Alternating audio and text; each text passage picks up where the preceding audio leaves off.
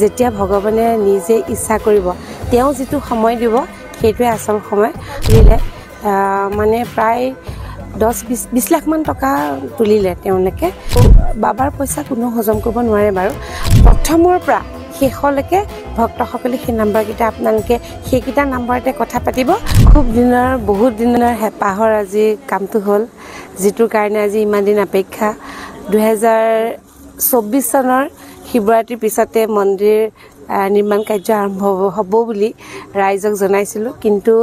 যেতিয়া ভগৱানে নিজে ইচ্ছা কৰিব তেওঁ যিটো সময় দিব সেইটোৱে আচল সময় আৰু অৱশ্যে মই তাৰ মাজতে যোৱা বছৰ কৈছিলোঁ তেতিয়া মই কৈছিলোঁ যে বাবাই যেতিয়া আমাক দিব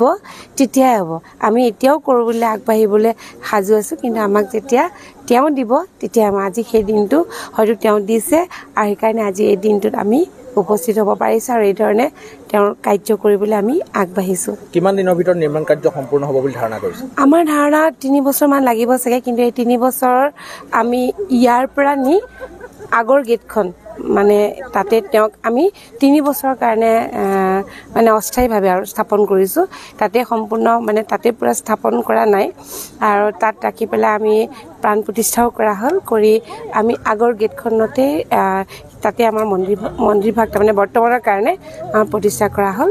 আৰু এতিয়া বৰ্তমান আমাৰ তাতে পূজা চলি আছে 3 বছৰমান লাগিব চাগে এইভাগ হ'বৰ বাবে বাবাৰ যিটো স্থান সলনি হৈছে ভক্তসকলৰ বাবে বিশেষ কিবা নিৰ্দেশনা থাকিব নেকি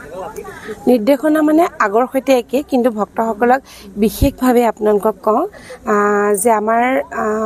মন্দিৰ ভাগ আগতেও সৰু আছিলে আৰু এতিয়া যিখিনি জেগা সেয়াও অলপ সৰু তথাপি ভক্ত ধৰে বাৰু কিন্তু আমি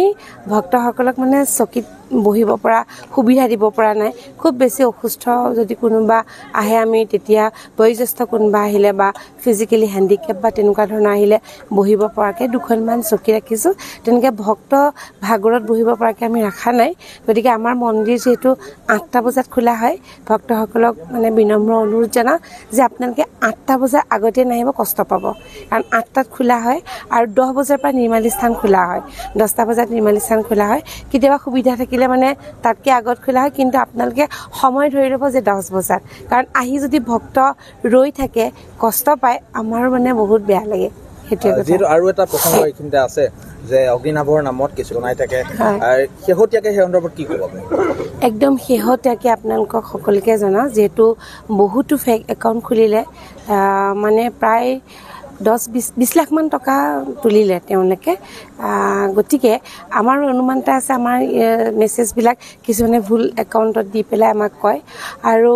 বাবাৰ পইচা কোনো হজম কৰিব নোৱাৰে বাৰু আৰু তথাপিতো মই কওঁ আমাৰ যি মন্দিৰৰ নাম্বাৰ আপোনালোকক বিশেষকৈ এই নাম্বাৰকেইটা দিওঁ এই নাম্বাৰকেইটা দিলে মানে সকলোৰে সুবিধা হ'ব যিহেতু মোৰ মুখেৰে যিকেইটা নাম্বাৰ ওলাব আপোনালোকে সেইকেইটা বেছি ভাল পাব আৰু লগতে কওঁ প্ৰথম যিটো নাম্বাৰ ক'ম বা পিছৰকেইটা হ'লেও দুষ্ট চক্ৰই ঠিক একেধৰণৰ নাম্বাৰ উলিয়াই লৈছে 5টা হ'লেও সংখ্যা একে থাকে বা 7024টো মই আগতে খুব কওঁ 7024 আগত ৰাখি পেলাই কেইটামান নাম্বাৰ কৰি লৈছে গতিকে প্ৰথমৰ পৰা শেষলৈকে ভক্তসকলে সেই নাম্বাৰকেইটা আপোনালোকে সেইকেইটা নাম্বাৰতে কথা পাতিব আৰু সেই নাম্বাৰৰ লগত যোগাযোগ কৰি আপোনালোকক যি স্কেনাৰ দিব সেই স্কেনাৰতে আপোনালোকে যদি মন্দিৰলৈ কিবা অৰিহণা আগবঢ়াম বুলি ভাবে বা শৰাই দিয়ে সেই নাম্বাৰৰ লগতে যোগাযোগ যিহেতু আপোনালোকে ৰাইজে সেই সঁহাৰি আমাক দিলেহে আমি এই দুষ্ট চক্ৰক আমি বন্ধ কৰিব পাৰিম তেওঁলোকৰ কাৰ্য আৰু আপোনালোকক নাম্বাৰকেইটা বিশেষকৈ দিছোঁ 7002487423 এটা আছে সেইটো ধৰে প্ৰণৱ শৰ্মাই ধৰে আৰু আনটো হৈছে 9395683989 ৰূপম এইটো ৰূপমে ধৰে ৰূপম পানীফুকনে ধৰে তাৰপিছত 8638498489 এইটো ধৰে আমাৰ অংকুৰ বৰুৱাই ধৰে আৰু তেওঁৰ লগত বিশেষকৈ আপোনালোকে যদি কথা পাতিব বিচাৰে তেতিয়াহ'লে লাষ্টৰ যিটো নাম্বাৰ সেই নাম্বাৰটোত আপোনালোকে কথা পাতিব সেইটো হৈছে 8638498489 এইটো হৈছে 3 নম্বৰ নাম্বাৰটো আৰু যেতিয়া অগ্নিনাভৰ পেজটো আপোনালোকে খুলিব তাতে এটা পিন পোষ্ট থাকে পিন পোষ্টটো এইকেইটা নাম্বাৰ দিয়া থাকে 3 নম্বৰ যেটো নাম্বাৰ হেতুত আপোনালোকে কথা পাতিব আৰু বাকি যেকিটা নাম্বাৰ আছে তেওঁলোকৰ কথা পাতিবলৈ অলপ অসুবিধা যেটো বহুত খৰাই তেওঁলোকে লিখিব লাগে গতিকে আপোনালোকে লিখা যদি কিবা থাকে হে প্ৰথম নাম্বাৰ কেইটাত লিখাটো দিব আৰু বাকি 3 নম্বৰটোত আপোনালোকে কথা পাতিব আকৰবাৰ নাম্বাৰ কেইটা আপোনালোকক কৈ দিছো 7002487423 9395683989 আৰু আনটো হৈছে 8638498489 এইটোৰ লগত আপোনালোকে ফোনত কথা পাতিব পাৰিব এইখিনি